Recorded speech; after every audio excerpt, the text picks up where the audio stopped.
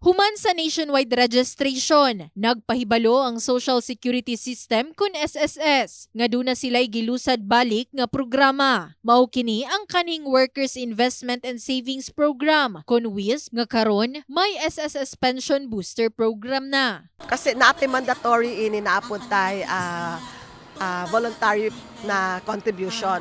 For those na mandatory, portion sa ilahang mga contributions, dito na siya ma-invest. Tumong sa gikaingong savings program, nga mas mapalambo pa ang retirement benefits sa mga miyembro, asa duna kini 7.2% nga annual return rate. So we will be expecting a higher return for this. Natutukan sa SSS karon because daghan ni siya na benepisyo na mahatag sa member.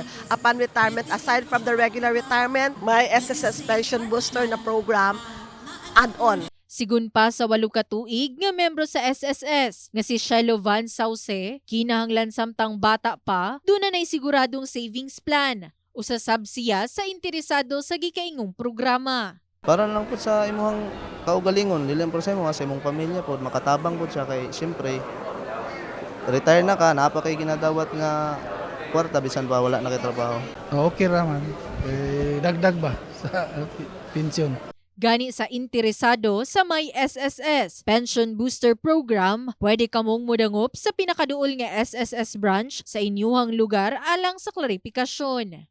In the heart of changing lives, kini si Liza Labajo, Brigada News.